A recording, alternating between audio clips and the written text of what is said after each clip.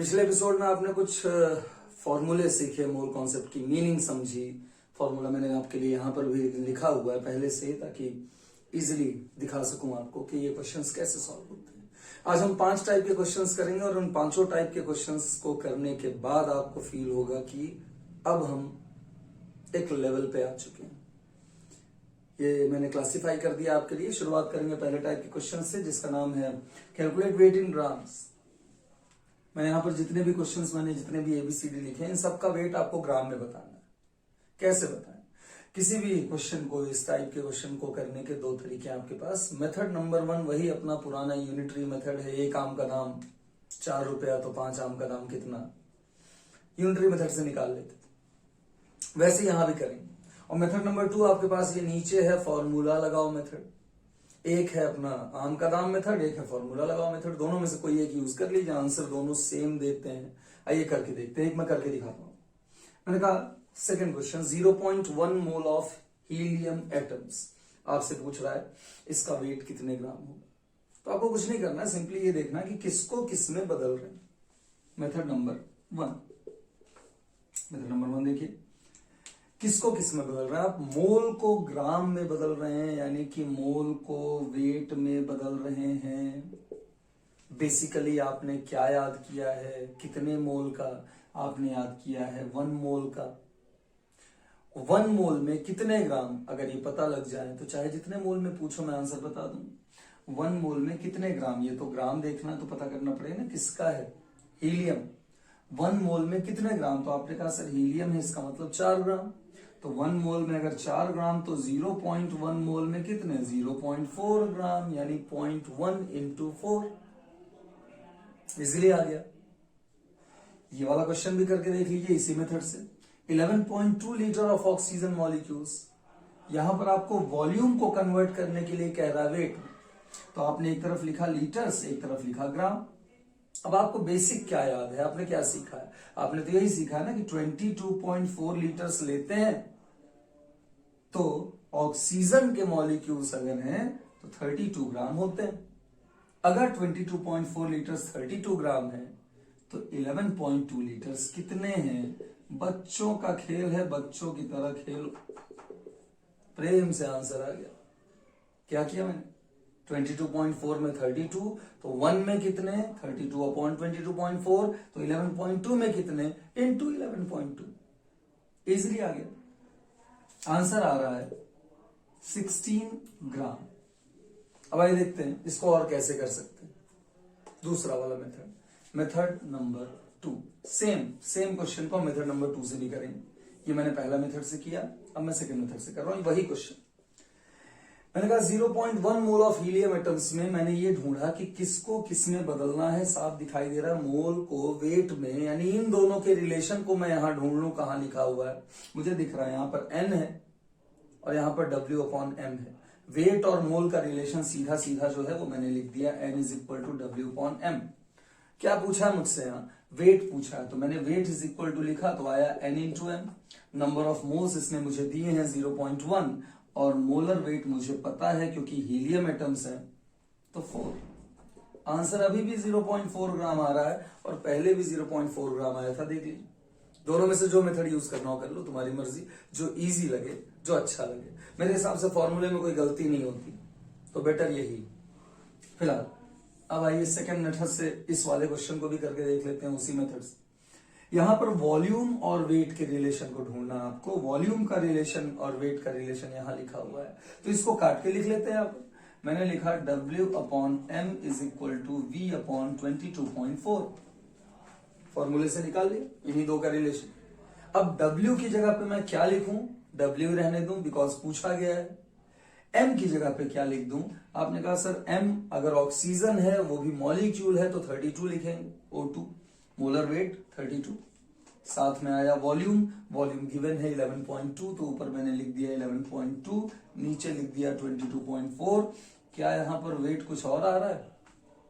नहीं भाई साहब, वही आ रहा है 16 ग्राम, जो अभी थोड़ी देर पहले हमने सॉल्व किया था मेथड नंबर 1 से। तो आप यूनिटरी मेथड लगाइए चाहे फॉर्मूला लगाइए, दोनों से सेम आंसर आएगा। तीसरा क्वेश्चन खुद करके देखिए और कौन सा फॉर्मूला लगेगा ये आप खुद सोचिए। फिलहाल मैं आपको बता देता हूं। नंबर ऑफ मॉलिक्यूल्स आपको दिख रहे हैं और वेट में कन्वर्ट करना वो दिख रहा है, यानी ये वाला और ये वाला निकाल लीजिए, इक्वेट कर दीजिए, आंसर आ जाएगा। चलिए खैर, इतने क्वेश्चंस तो मैंने आपको करके दिखा दिए, आगे भी कराऊंगा और आपको भी करने हैं। फिलहाल देखते हैं 1 AMU क्या चीज है। अब ये 1 AMU में कितने ग्राम होते हैं ये कैसे पता लगे, तो एक छोटे से सफर पे चलिए, इजीली क्लियर हो जाएगा क्या है 1 AMU। मेरे मेरे मेरे तरीके से देखिए इसको। मैंने कहा 1 AMU एटॉमिक मास यूनिट, ऐसा पढ़ते हैं इसको। अगर मैं इसे खोल के बोलूं तो ये एटम के मास की एक यूनिट है। एटॉमिक मास यूनिट 1 है, इसका मतलब एटम के मास की 1 यूनिट है।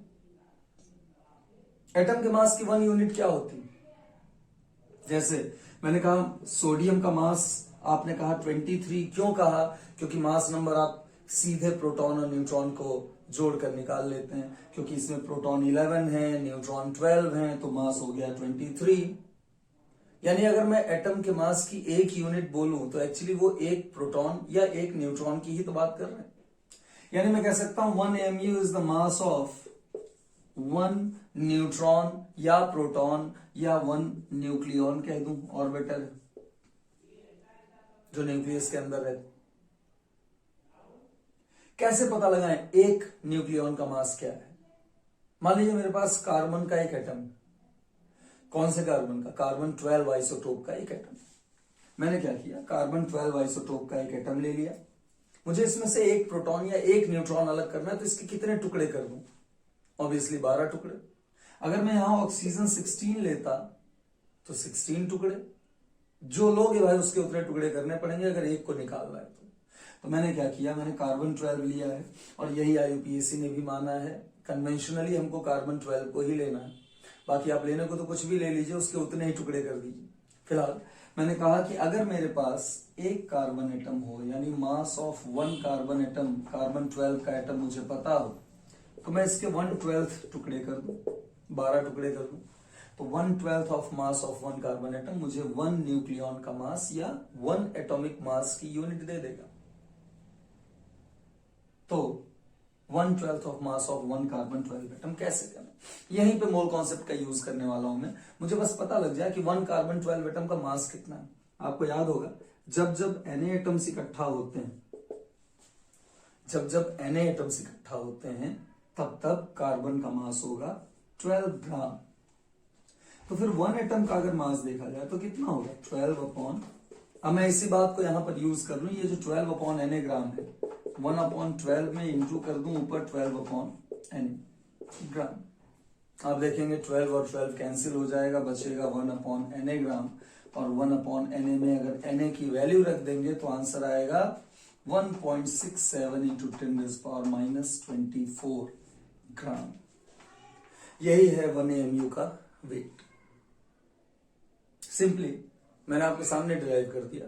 अब आपको ये रटा होना चाहिए, क्योंकि हम लोग अक्सर इसको डायरेक्ट यूज करते हैं, लेकिन फिर भी क्या होता है ये पता होना चाहिए।